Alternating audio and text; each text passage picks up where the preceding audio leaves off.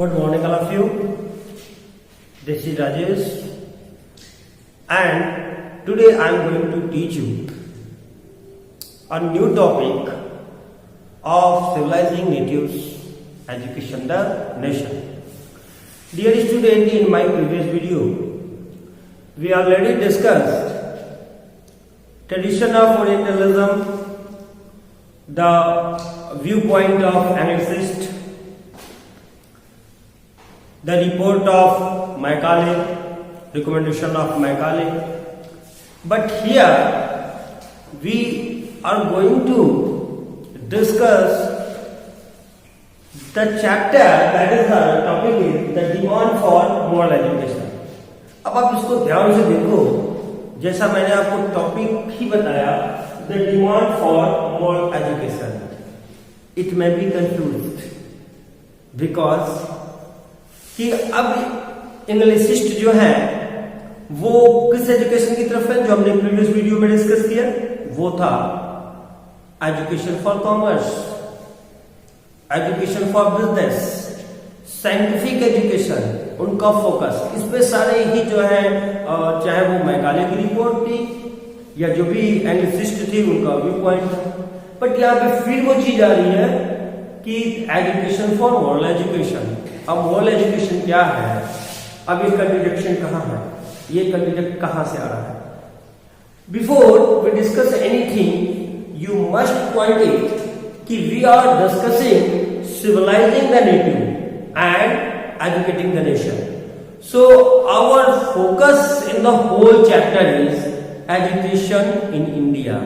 So what we are discuss here, that is related to the education, and education and civilization both are interconnected, or you can say that education is the major component of civilization. So अब वे हमें ऐसा कहते थे, हम ऐसा मानते या नहीं मानते, या हमारी ये डिबेट का विषय है, हम आगे इसको डिस्कस करेंगे. So demand for moral education. अब ये demand for moral education क्या है, ये कॉन्सेप्ट कौन लेके आता है और क्या कहना है इसका. जैसा कि एंग्लिसिस्ट कहते ही थे, उनका रिपोर्ट था कि जो नेटिव्स है वो अनसिविलाइज है, they need to be civilise, इन्हें सिविलाइज करने की जरूरत है, और इसलिए वे उसका हक लेते हैं कि वे वेस्टर्न कल्चर या वेस्टर्न एजुकेशन को यहाँ इम्पोज करना चाहते हैं. स्टूडेंट एक जब भी हम डिस्कस करें तो आप उसको ब्रिटिश न समझे, ईस्ट इंडिया कंपनी एक कंपनी ही समझे, और सिर्फ आपकी एक व्यापारी कंपनी है, ये व्यापार करने के लिए आई है. धीरे धीरे वो उसको पावर मिलता है और हमारे वो सोशल कल्चर सभी पे वो डोमिनेट करना शुरू करती है. तो सिर्फ ईस्ट इंडिया कंपनी नहीं आती है, सिर्फ ब्रिटिश नहीं आते हैं, बल्कि डैनिश भी है, फ्रेंच भी है, पुर्तगीज भी है. ये सब भी हमारी कंट्री पे बिजनेस करने के लिए, व्यापार करने के लिए आते हैं और कोई ना कोई पार्ट उनका वो ऑक्युपाइज करते हैं. जैसे आप देखोगे पुर्तगीज ने गोवा को कैप्चर किया था और सबसे लास्ट में हमने उसको आजाद कराया है ना. और ऐसे ही डैनिश है. तो मिशनरी आती है, आपके टेक्स्ट बुक में देखेंगे एक बॉक्स में क्रिश्चियन मिशनरीज के बारे में दिया हुआ है. क्रिश्चियन मिशनरी ये एक एजुकेशनल ऑर्गेनाइजेशन होती है, बट इसका इंटेंस जो है इसके अलावा भी होता है. इसका एजुकेशन क्या है, यही कॉन्सेप्ट लेके आती है मॉरल एजुकेशन. तो मिशनरी जो है वो स्कूल वो इंडिया में आती है और कहती है कि इंडियन पीपल को मस्ट है कि उसके कैरेक्टर्स को, उसके मोरल को इम्प्रूव किया जाए. ठीक है, ये अच्छी बात है. ये हमारा इंडिजीनियस एजुकेशन भी है, वो तो मॉरल एजुकेशन हमारे पास पहले से था. लेकिन उनका क्या कहना है कि ये सिविलाइज करने के लिए इनको मोरल एजुकेशन के कैरेक्टर्स को इम्प्रूव करना है, and that this is possible only with the help of Christian missionary. अब यहाँ इनका इंटेंस समझ आ रहा है कि ये तभी संभव है जब इनको एजुकेशन या एजुकेट किया जाए through the Christian missionary. Initially जो ईस्ट इंडिया कंपनी होती है, जो ब्रिटिश का ऑक्युपाइड करते हैं, सो उनका जो मेन एम है वो है कि नेटिव पीपल्स के हार्ट में एक प्लेस क्रिएट करना, उनको अपोज नहीं करना. तो इनिशियली तो ये मिशनरी का अपोज करते हैं. अपोज के बहुत सारे कारण हैं. जहां पे ईस्ट इंडिया कंपनी मैकाले का रिकमेंडेशन है कि साइंटिफिक एजुकेशन हो, इंग्लिश एजुकेशन हो, है ना, वहीं पे जो क्रिश्चियन मिशनरी आती है उनका जो इंटेंशन है वो क्या है कि वह मॉरल एजुकेशन को इंप्रूव किया जाए और this moral education come with the help of only Christian missionary. तो इनिशियली तो हम कह सकते हैं कि ब्रिटिश जो है आप कह सकते हो 1857 तक तो बिल्कुल मिशनरी को डायरेक्ट सपोर्ट जो है ईस्ट इंडिया कंपनी करती नहीं है। अब 1857 के बाद ही बहुत सारे चेंजेस होते हैं जो ईस्ट इंडिया कंपनी से कुछ पावर्स ले ली जाती है और ब्रिटेन से इसको डील किया जाता है और यहाँ पे ब्रिटिश रूल्स की स्थापना शुरू हो जाती है। अब इसका रीजन क्या है? इसका रीजन है कि वैसे ही नेटिव्स जो है एक वायलेंस हो चुका है, एक आंदोलन हो चुका है ब्रिटिश के अगेंस्ट। तो ब्रिटिश नहीं चाहते हैं कि अब इंडियंस की अगर सीधे सीधे हम उनके कल्चर और उनके हम लोकल ट्रेडिशन को टारगेट करेंगे, अटैक करेंगे तो ये इंडियंस को हमसे और दूर ले जाएंगे। देखो ये क्रिश्चियन मिशनरी का मेन एम है, इसके लिए वो क्या करते हैं कि बहुत सारे चाहे वो किसी भी रिलीजन के हो, हिंदू हो, मुस्लिम हो, किसी भी हो, बहुत सारे पीपल्स को वो क्रिश्चियनिटी की तरफ चेंज करते हैं। यानी उनका इंटेंस जो है रिलीजन चेंज है और वे स्प्रेड करने आए हैं क्रिश्चियनिटी को इंडिया में। सो क्या होता है कि the missionary set up a mission eight Shri Rampur. अब देखो ये श्री रामपुर क्या है, तो मैंने बताया कि ईस्ट इंडिया कंपनी के साथ साथ अन्य भी यूरोपियन कंट्रीज आती हैं।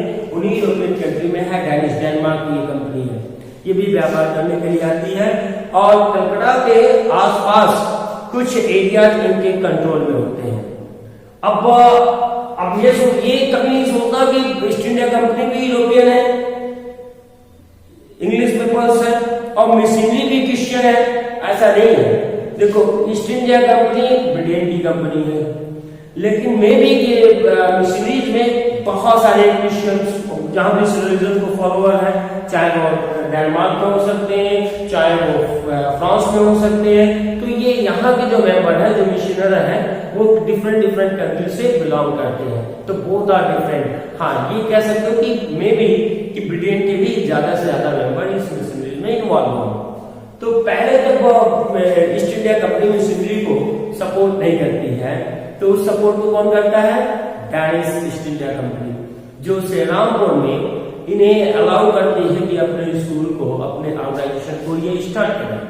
और श्रीरामपुर एक कलकत्ता के पास ही जो है कुछ इलाके हैं जिनमें डेनिश ईस्ट इंडिया कंपनी का रूल होता है या उनका कंट्रोल होता है। अब क्या होता है, ये क्या अलाउ करती है? तो a printing press was set up in 18th centuries. अब 1800 में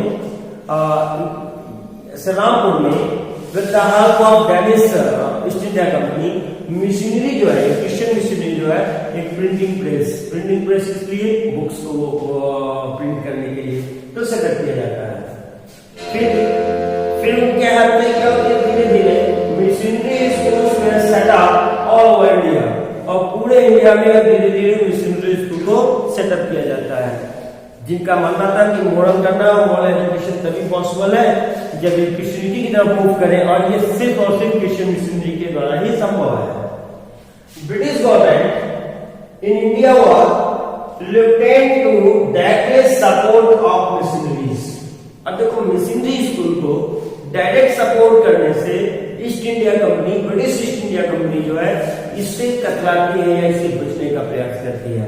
क्वेश्चन हो सकता है why both are Anglicist and both the religion are same, both are thinking that here tradition and taste must be changed. So why?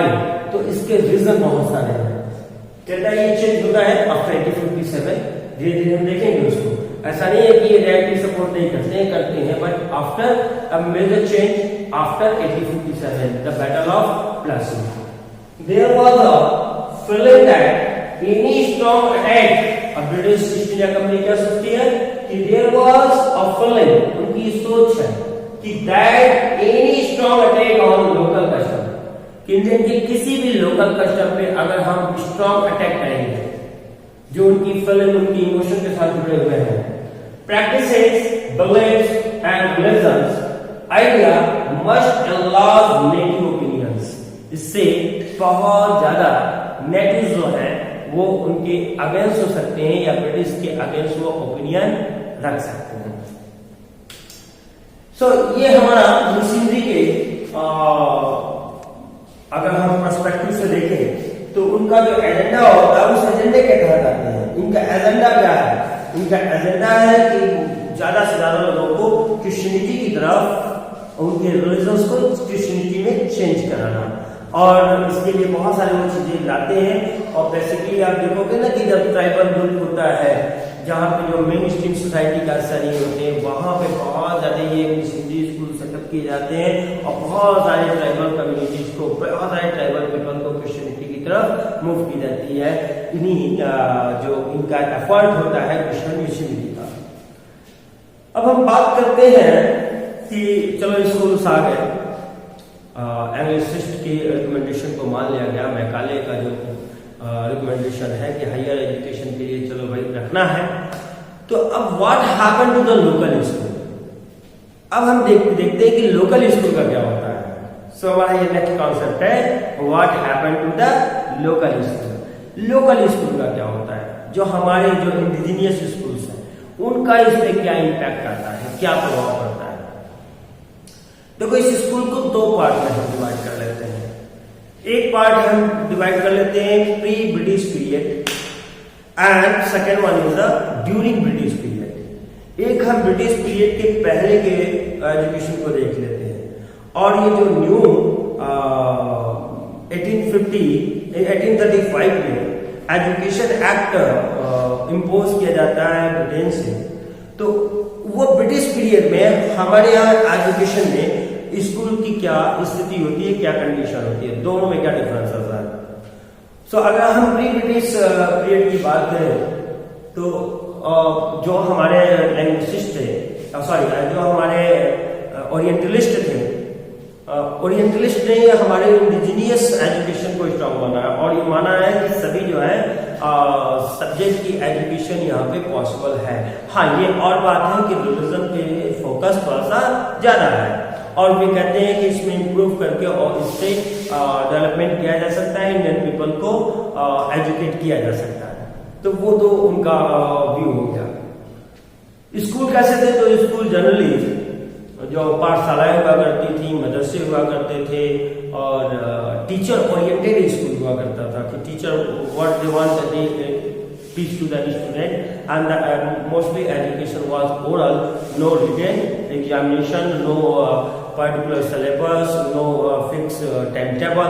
सो ये हमारे schools थे pre. और British में जो आपके करिकुलम आते हैं, नोटबुक आते हैं, एग्जामिनेशंस आते हैं, अटेंडेंस रजिस्टर्स आते हैं, बच्चों का अटेंडेंस होता है, तो ये एक फ्लेक्सिबल नहीं था। लेकिन हमारा प्री ब्रिटिश पीरियड है, वो एजुकेशन क्या है? फ्लेक्सिबल है। तो इसी पे ब्रिटिश ईस्ट इंडिया कंपनी जो है एक रिपोर्ट तैयार करती है। रिपोर्ट तैयार होता कैसे है कि एक स्कॉटिश मिशनरी है, स्कॉटलैंड के रहने वाले मिशनर हैं, जो एजुकेशन को इम्प्रूव करने के लिए इंडिया में आया है, जैसे आपको मैंने क्रिश्चियन मिशनरी के बारे में बताया है। तो यह है विलियम एडम रिपोर्ट, और ये बहुत इंपॉर्टेंट चीज है, आप इससे नोट कर लीजिएगा। जो ब्लैक बोर्ड पे लिखा है, वीडियो को पॉज करके इनके पॉइंट्स को आप निश्चित रूप से अपने नोटबुक में पॉइंट आउट कीजिएगा। तो विलियम एडम एक्चुअली है कौन? स्कॉटिश मिशनर है, और ये टूर पे होते हैं अपने बंगाल और बिहार के। बंगाल और बिहार के टूर पे घूमने पे आते हैं और इंडिया को देखना चाहते हैं, और ये मिशनर है, स्कूल इंस्टीट्यूशंस ये चलाते हैं, एजुकेशन को इम्प्रूव करने के लिए आते हैं। तो ब्रिटिश इंडिया कंपनी इन्हें एक वर्क देती है कि आप जो है बंगाल और बिहार में जो वर्नाकुलर स्कूल्स है, अब वर्नाकुलर स्कूल्स क्या है? तो वर्नाकुलर का सेंस होता है कि ऐसे स्कूल जिसमें एजुकेशन उनके लोकल लैंग्वेज में ही दिए जाते हैं। जैसे अगर बंगाल में है तो बंगाली हो गया, महाराष्ट्र में हो गया मराठी हो गया, है ना, तमिलनाडु में हो गया तो तमिल हो गया। तो ऐसे जो है लोकल लैंग्वेज में एजुकेशन पाते हैं। तो उन स्कूल्स के प्रोग्रेसिव रिपोर्ट को विलियम एडम रिपोर्ट कहा जाता है, और विलियम एडम जो है इसको कंसिडर करते हैं, ऑब्जर्व करते हैं। तो उनके ऑब्जर्वेशन के बाद जो इन्होंने अपने पॉइंट रखे हैं, जिसे हम कहते हैं विलियम एडम रिपोर्ट्स। तो इसके पॉइंट क्या क्या है, इसके पॉइंट नोट करें कि नंबर फर्स्ट उनका रिपोर्ट करता है कि देयर वाज ओवर 1 लाख पाठशाला इन बंगाल बिहार है बंगाल की, कहते हैं कि बंगाल और बिहार में 1 लाख से भी ज्यादा पाठशालाएं हैं। पाठशाला समझ लो ना, जहाँ पे कोई फिक्स बिल्डिंग नहीं हुआ करती थी, एक बड़ा सा बनियान ट्री हो गया या कोई पर्टिकुलर कॉर्नर हो गया, वहां पे जो है बच्चे आते थे और गुरु, उसका गुरु हम कहते थे टीचर, या ये कह सकते हो कि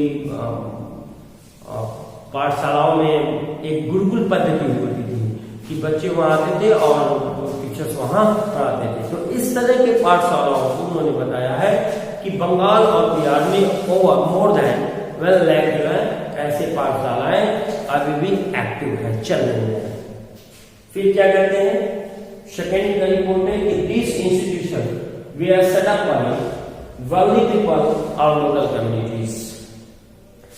कहते हैं कि ये जो पाठशाला है, इन इंस्टीट्यूशन को, इन शैक्षिक संस्थाओं को कौन सेटअप किया है, तो बताते हैं इनको सेटअप करते हैं wealthy people, जो अमीर लोग हैं, या फिर जो लोकल कम्युनिटीज है वो मिल करके और ऐसे पाठशालाओं को सेटअप करते हैं, ऐसे इंस्टीट्यूट को सेटअप किए हुए हैं। और टीचर्स कौन है, तो एक कोई भी जो पंडित जी हैं वो गुरु हो जाते हैं, वे आते हैं और उनकी देख रेख, उनकी सैलरी को प्रोवाइड करते हैं।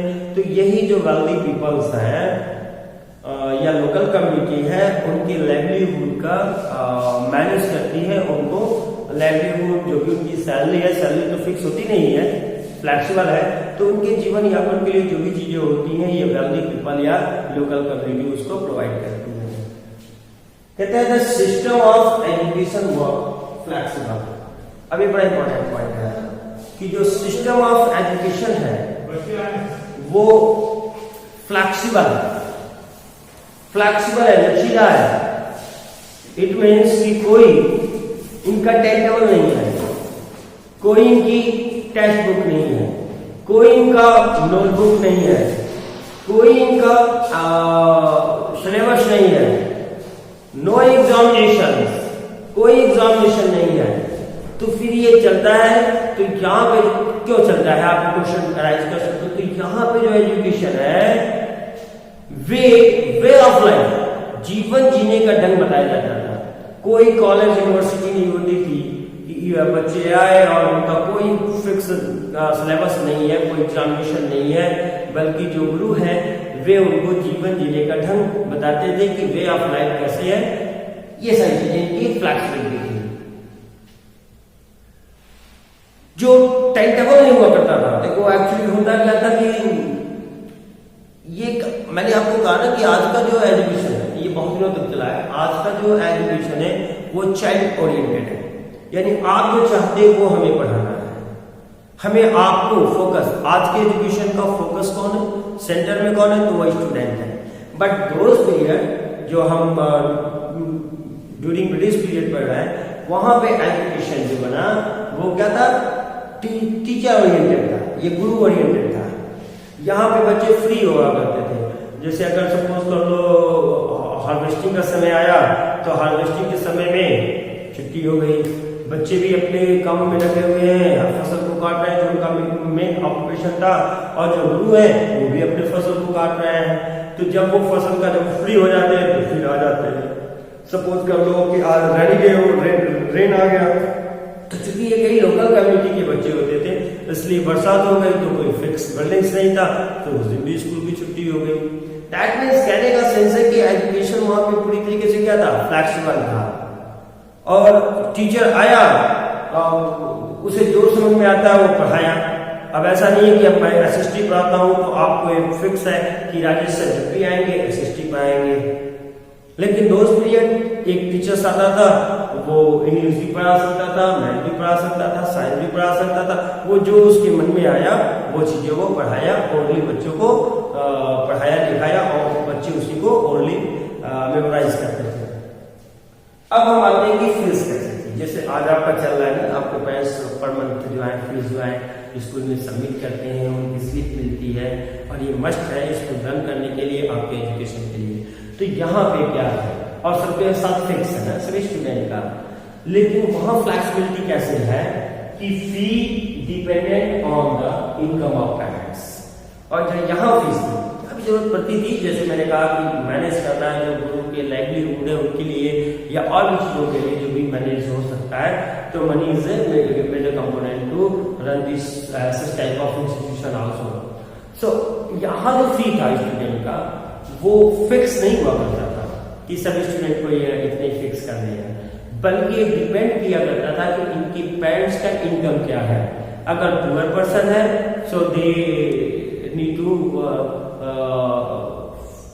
पे अ लेस अमाउंट ऑफ फी, और जो वेल्दी पर्सन थे जो ज्यादा फीस देते थे, तो फी का भी यहाँ पर फ्लेक्सिबिलिटी थी। नेक्स्ट है टीचिंग वाज ओरल, की जो टीचिंग थी वे मौखिक हुआ करती थी, ओरल था। And Guru decided what to teach, और ये स्टूडेंट ने ये गुरु डिसाइड करता था कि आज इसको क्या पढ़ाना है। बच्चे बैठे होते थे, गुरु आता था चलो भाई ये पढ़ाता है, चलो आज संस्कृत पढ़ेंगे, चलो आज हिंदी पढ़ेंगे, चलो आज मैथ का ये कैलकुलेशन, सारी चीजें ओरली है, सभी चीजें ओरली होती थी। एक और फ्लेक्सिबिलिटी है, student were not separated out into different classes. अब आपको निश्चित रूप से समझ में आ रहा होगा कि ये जो वीडियो मैं बना रहा हूँ ये सिर्फ आपके क्लास ग्रुप में जाएगा, वो 6, 7 सभी बच्चों के पास नहीं जाएगा, जो DSS के स्टूडेंट है ये सभी के पास नहीं जाने वाला है। क्यों? क्योंकि आपके क्लासेस जो है डिफरेंट हो गए हैं, सेपरेटेड हो गए हैं कि आप जो है क्लास 8 के स्टूडेंट हैं।